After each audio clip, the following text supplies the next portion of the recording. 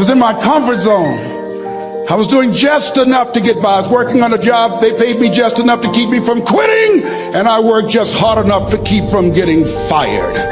How many know people like that? Blink your eyes and you understand what I'm talking about. I was parked. I knew I could do more. But when my mama died, it took something out of me. When I went through a divorce, it took something out of me. When my best friend died, it took something out of me. I paused. And somebody said that life is like an onion. You have to peel it one layer at a time. And sometimes you cry. Life's going to happen to you when you have a dream. You're going to get slapped around. And don't take it personal. Don't ask, why did this have to happen to me? Why not you? Who would you suggest? You want to give us some names, some email addresses? And don't tell everybody. 80% don't care and 20% glad it's you. It's called life. Suck it up and move on. Get over it.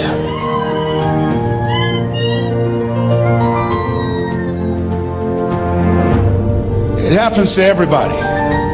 Here's the other thing: as you look at your goals and look at your dreams, when you're going through some stuff, repeat out to me, please. When things go wrong, don't go with them. Yes, write that down. When things go wrong, don't go with them. When you're working on a business deal, you're counting on some money. Someone said you will get the loan and it falls through. You have an event and the people that you thought would be there and support you, they don't come through. Or someone turns against you, or you get ripped off. It's going to happen to you. Happened to me. Someone stole all my products. My database, over 180,000 names and addresses. It's not personal. It's going to happen to everybody. It does. 8 out of 10 millionaires have been financially bankrupt. Walt Disney had 7. He filed bankruptcy 7 times and had 2 nervous breakdowns. It's called life. But I got a saying: when life knocks you down, try and land on your back, because if you can look up, you can get up. You've got the power in you to do that. You've got something special. You've got comeback power. Here's the other thing. Let us say together, it's possible. It's necessary. It's me. Yes, write that down. It's me. Take ownership for your life. Nobody can live your dream for you but you. Nobody's going to take care of your business like you. Stop coming up with excuses. Don't give yourself permission to continue to live a small life. You can't fit a big dream into a small life.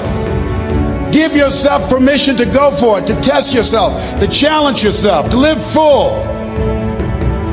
I like the saying, always strive to get on top in life, because it's the bottom that's overcrowded. The reason you're here is because there's something in you that says, I can do more. This just can't be it. There's something in you. There's a calling on your life. There's something in your heart that caused you to get dressed and spend the money to go to seminar after seminar and listen to message after message and speaker after speaker. Because there's something in you that tells you this is not it for you. You have not peaked here. There's more in you that you're expressing. Eye has not seen, ear has not heard, nor has entered the heart of mankind what's in store for you if you challenge yourself, if you persist and persevere, if you take ownership for your life. George Bernard Shaw said the people that make it in this life, they look around for the circumstances that they want, and if they can't find them, they create them. Create what you want. You have the power in you to do more than you can ever begin to imagine, to control your destiny, to make a difference in our children, to make a difference on the planet, to make an impact. Let us say together, it's me. And let us say together, it's hard. Say it like you know it. Say, it's hard. Ladies and gentlemen, it's hard. There are people who have seen their retirements taken away from them by the corporations that they work for. They were within 2 or 3 years of retiring, and they had it taken from them. The number one entrepreneurs in this country now are senior citizens. The number one employer, number two, McDonald's and Walmart. And there's nothing wrong with those jobs. I guarantee you those people did not have a plan to end up living their lives at the end of life with those types of jobs. And they didn't have a plan like you have, and while you're investing in yourself, not to. And it's hard. There are people making choices between purchasing prescription drugs or paying for gas or a mortgage note. It's hard when you're working on a job for 20 years, 30 years, give them some good years, and then they come in and tell you, we've downsized. In other words, you're fired. And then you have to start all over again. How many of you know it's hard? Raise your hands, please.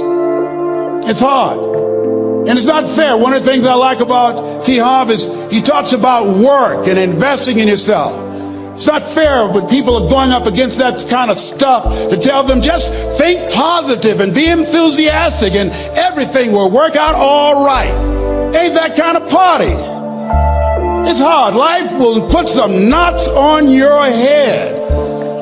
I bought my first home for my mother.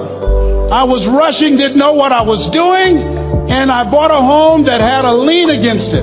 And they called me, Mr. Brown, yes, there's a lien against your property.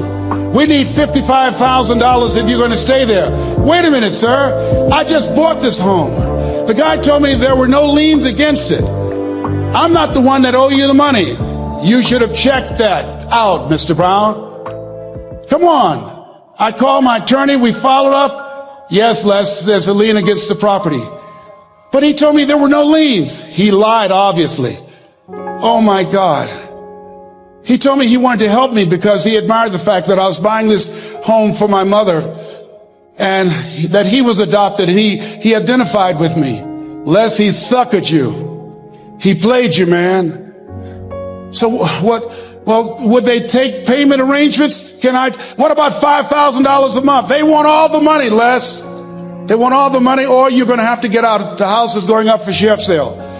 Do you have it? No, I don't have it. Can they give me some time? Tell them to give me 3 months, please. Give me 3 months. My mother's in her 70s, man. She has a bad heart. Don't do this to me. This is my dream. Don't do this, man. Please, let me talk to them. Les, I'm talking to their attorney. They don't want to talk to you. I've got to talk to their attorneys. Do you have the money? No. Will they give me 3 months? No. What about 2 months? No, Les. They want the money in 7 days. Oh, my God. Let me call you back. I'm not sure. And I walked the floors thinking, God, how could this happen to me? I got to figure this out. I got to figure this out. And it seemed like the days were just ticking off. Thursday, I had to call them and let them know. They called me, Les, do you have the money? No, I don't. Friday, you have to leave. The sheriff will be there. You're going to have to leave, Les. They're going to take my house. What about my down payment? You lost it, Les. You lost it. Okay, I got to go. Yes. I prayed, Lord, please, if you show me that you're real, if you're really real, you think Paul worked for you, you haven't seen anything. Don't let me lose this house and watch what I'll do for you. I was trying to cut a deal. Have you ever tried to cut a deal? It's amazing how spiritual you get when you get in trouble. You know what I mean? When I was diagnosed with prostate cancer, I was going to bed with the Bible and the Holy Quran and the Science of Mind and Joel Goldsmith, everything I could find. I was praying to Jesus, Yahweh, Melchizedek, everybody. I was calling on everybody. It's amazing. And here I was walking the floor at 3 o'clock in the morning, and I had to go and wake my mother up. I got on my knees and I said, Mama, I said, I need you to wake up. She said, what's wrong, Leslie? I can hear you walking back and forth. I'm not asleep, son. I said, there's something I need to tell you. She said, your eyes are red. Why are your eyes red? Because I feel so stupid now. Why? We got to move tomorrow. Why, Leslie? There's a lien against the property and they want $55,000 and I don't have it. And we're going to be set out tomorrow. We have to go back to Liberty City. So she said, it's okay. I don't like this house anyhow. I said, why? She said, because of my arthritic knees. It hurts my knees when I go up the steps. I said, and why didn't you tell me? Because you were so happy. I just said it because you were happy. I'll live in a shack with you, boy. I love you. It's not the house. I love you. I love all my children. I said, thank you, Mama. Thank you. And the next day when we were in the truck going back to Liberty City and we pulled down 68th Terrace, the neighbors came out and said, whoa, Mamie, y'all coming back? Are you back? Yes. What happened to the home your boy bought for you? Those boys you adopted. Leslie didn't do a title search. He made a mistake. And boy, I was so humiliated. How many ever made a mistake that you were just humiliated? Raise your hands. I was devastated. I was taking the furniture off the truck and my mother came and I was crying. And she said, boy, I said, yes, ma'am. She said, hold your head up. I said, Mama, I can't. She said, hold your head up. I said, why? Look what I've done. She said, it's okay. It's okay. You are going to make a lot of mistakes in life, young man. You're going to fail your way to success. You have nothing to be ashamed of. Keep your head up and take that furniture back in the house. I said, yes, ma'am. And I learned something from that. If you ever go through something, hold your head up. If you ever make a mistake, hold your head up. If you ever do something that everything goes wrong, life catch you on the blind side, hold your head up. It's not over. Goethe says, that which does not kill you will make you stronger. Hold your head up. Shake someone's hand on your right and left and say, hold your head up.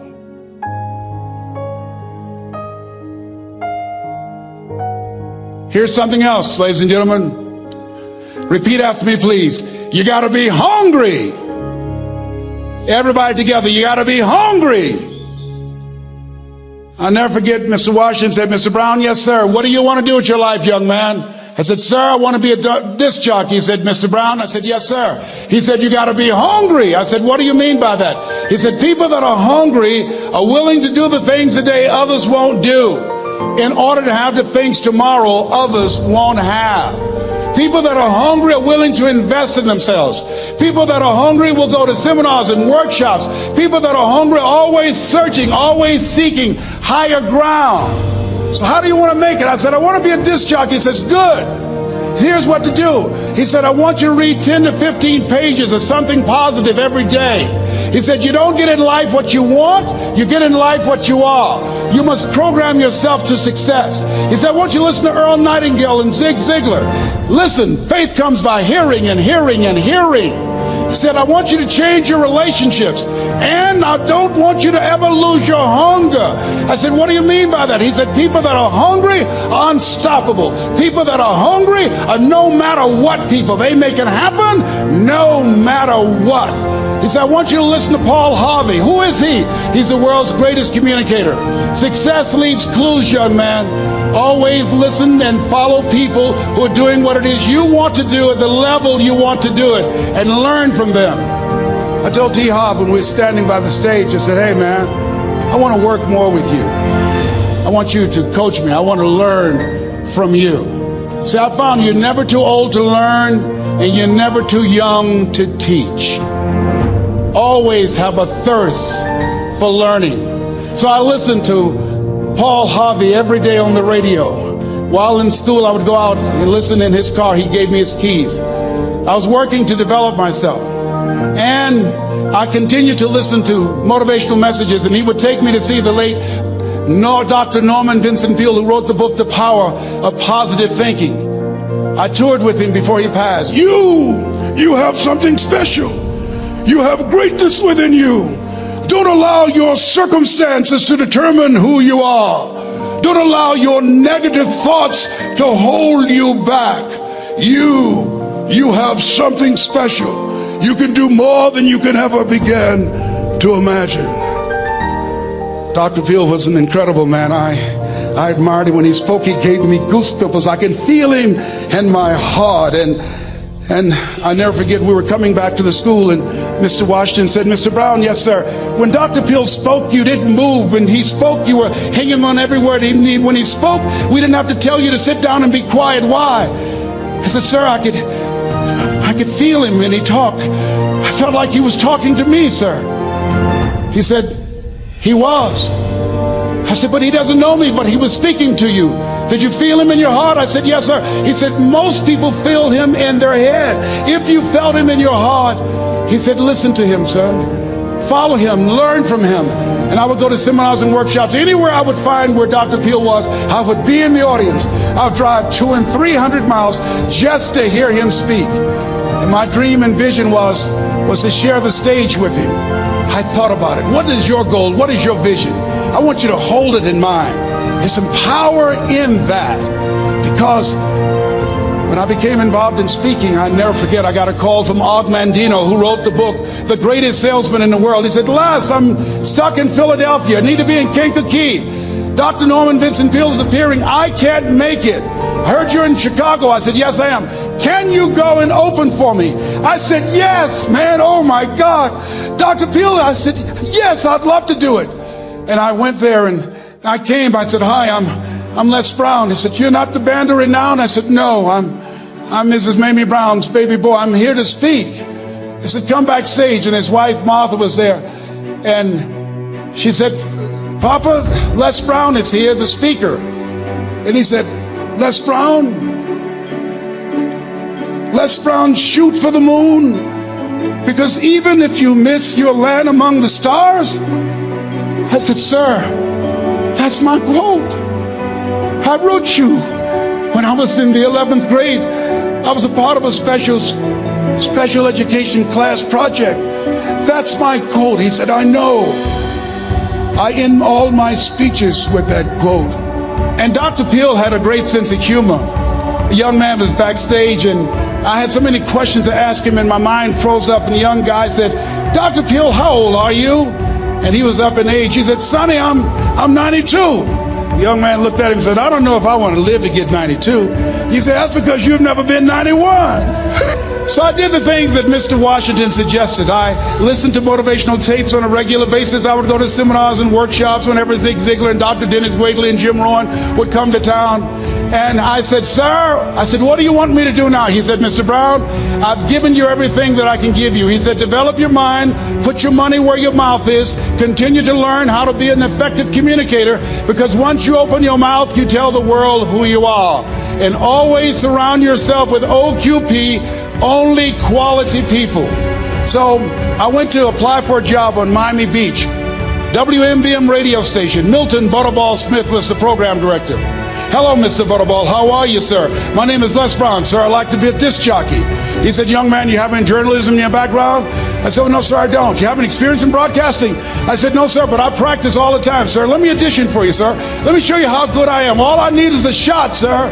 He says, no, we don't have any job for you. How many ever been rejected? Raise your hands, please. I was devastated. I went back and I told Mr. Washington, I said, Mr. Washington, they said no. He said, don't take it personally. Most people are so negative, they have to say no 7 times before they say yes. He said, you got to be hungry. Know your vitamin. Go back again. I said, yes, sir. Hello, Mr. Butterball. How are you, sir? My name is Les Brown, sir. I like to be a disc jockey. Young man, weren't you here yesterday? Yes, sir, I was. Didn't I tell you no yesterday? Yes, sir, you did. Then why are you back today? Well, sir, I didn't know whether or not somebody was laid off or somebody was fired, sir. Nobody was laid off or fired. Now, get on out of here. I came back the next day. Hello, Mr. Butterball. How are you, sir? My name is Les Brown, sir. I like to be a disc jockey. I know what your name is. Weren't you here the last 2 days? Yes, sir, I was. Didn't I tell you no the last 2 days? Yes, sir, you did. Why are you back? Oh, sir, I didn't know whether or not someone got sick or someone died, sir. No one got sick or died. No one was laid off a fire. Now don't you come back here again. I came back the next day talking loud, looking happy like I was seeing him for the first time. I said, hello, Mr. Butterfall, how are you? He looked at me with rage. He says, go get me some coffee. I said, yes, sir. My favorite book says, the greatest among you will be your servant. How many of you are serious about your goals and dreams? Raise your hands. Very good. Write this down. Provide more service than you get paid for. Provide more service than you get paid for. I go to a lot of seminars and workshops. And one of the things I know about T. Harv Eckert, when I was sitting in the class with Robert Rappel and all of the other presenters, they hold themselves to high standards and they provide more information than anybody else in the industry, bar none. They hold nothing back because their commitment is for your success. And when you hold yourself to high standards, write this down, impact drives income. That's why you're here. Because the training, the seminars, been making a difference in your life. If they did not have impact, 200 or 300 people would be here, if that amount. Impact drives income. So I became the errand boy for the disc jockeys. I would go get their lunch and their dinner, and I would bring it to them in the control room, and I'd watch them working the control boards, knowing my time will come. Write this down. I expect to reach my goal. Yes, you want to operate with a spirit of expectation. I expect to reach my goal. So I started preparing for the next position. Never forget one quote that I heard. As you look at your life, you look at your goals and dreams. It's better to be prepared for an opportunity and not have one than to have an opportunity and not be prepared. If you expect to reach your goal, prepare yourself now. And so then pretty soon, the guys at the station, they begin to take a liking to me. Write this down. Build relationships. As you're aware, people deal with people that they know, like, and trust. And so they would say, Leslie, yes, sir. Come here, yes. Come outside. Who did this? Oh, your car? Yes. Who cleaned my car? I did, sir. I would wax their cars on the weekend, inside and out. How much do you charge? Oh, nothing, sir. I just wanted to help out. I was providing more service than I got paid for. I was building relationships. They said, whoa, look here. Donna Ross and the Supremes are coming to town. The Four Tops and the Temptations. Here are my car keys. Pick them up for me. Take them to the Fontainebleau Hotel on Miami Beach. I said, yes, sir. I would drive them all over Miami Beach in the big, long Cadillacs. I didn't have any driver's license, but I was driving like I had some. Then one day, it was a Saturday afternoon, a disc jockey by the name of Rockin' Roger was drinking while he was on the air. It was a Saturday afternoon, and I was the only one there. Rockin' Roger got so drunk, he could not complete the show. He started slurring his words. He's about to fall off the chair. And there I was, looking at him through the control room window, walking back and forth, young, ready, and hungry. I was saying, drink, Rock, drink. Drink, Rock. I'd have gone and get him some more if he'd asked me to. Then pretty soon the phone rang. It was the general manager, and I answered the phone. I said, hello? He said, young boy, this is Mr. Klein. I said, I know. He said, Rock can't finish his program. I said, I know. He said, would you call one of the other DJs in? I said, yes, sir. I said to myself, he must think I'm crazy.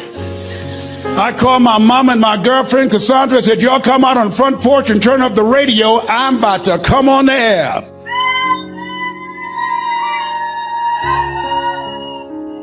I waited for about 20 minutes, and I called him back. I said, Mr. Klein, I can't find nobody.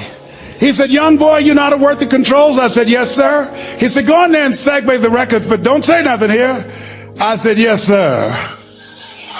I couldn't wait to get old Rock out of the way. I put on a fast record. I said, look out, this is me, LB Triple P, Les Brown, your platter playing papa. There were none before me, and there will be none after me. Therefore, that makes me the one and only. Young and single and love to mingle, certified, bona fide, indubitably qualified to bring you satisfaction and a whole lot of action. Look out, baby, I'm your love man. I was hungry. I was hungry. Get old man a round of applause. I was hungry. I was hungry. You got to be hungry. Shake someone's hand on your right and left all around you and say, you got to be hungry. You got to be hungry. To get those dreams out of your head and step into your greatness, you got to be hungry. To get those ideas, that talent, that gift out of your system, you got to be hungry. To get up off the canvas of life and understand what Willie Jolly meant, that a setback is a setup for a comeback, you got to be hungry. People that are hungry are willing to do the things today others won't do in order to have the things tomorrow others won't have. How many of you got value out of what you've heard thus far? Raise your hands, please. Very good. I'd like to leave this with you. I don't know what your goals are. I don't know what you want to do. Here's what I know about you. You have greatness within you. Here's what I know about you. I can help you to live full and to die empty. I can show you what I've learned. If anybody told me that I would be doing what I'm doing now, I leave here today, I go to New Orleans and speak there, then I'll be flown to Barcelona. If anybody told me, given my circumstances, born in an abandoned building on a poor section of Miami, Florida, called Liberty City, both my birth parents stood up and said, hello, son, I would not know either one. Being labeled educable, mentally retarded, put back from the 5th grade to the 4th grade, failed again when I was in the 8th grade, no college training. Anybody told me the principles that I would teach you, that they would have the impact that it has had on my life. This Les Brown that you see, I did not know he existed. And I tell you that you have greatness within you. You have the ability to do more than you can ever begin to imagine. Come into the room with me, and I guarantee you your life will never be the same again. I like to leave this with you. I don't know what your goals are. Mine is to find a cure to autism. Mine is to find a cure to breast cancer and to prostate cancer. Mine is to work with our youth and to reduce the recidivism rate in our prisons and help young people learn how to become an asset to our society rather than a liability. Mine is to train speakers to become great communicators, to speak from their heart, not their heads, and teach them how to impact and create a new conversation so people can see the possibilities of life and overcome the possibility blindness that held me hostage for 14 years. I don't know what your goals are, but here's what I know about you, and I don't know you. You've got greatness within you. And I like to leave this with you, something my mother used to love to hear me say. Leslie, yes ma'am, mama, say that thing for me, boy, that makes me feel good. I dedicate this to you, to the greatness in you, and to the dream that you showed up on the planet to produce. And it's simply this: if you want a thing bad enough to go out and fight for it, to work day and night for it, to give up your time, your peace, and your sleep for it. If all that you dream and scheme is about it, and life seems useless and worthless without it, and if you gladly sweat for it and fret for it and plan for it, and lose all your terror of the opposition for it, and if you simply go after that thing that you want with all of your capacity, strength and sagacity, faith, hope, and confidence, and stern pertinacity,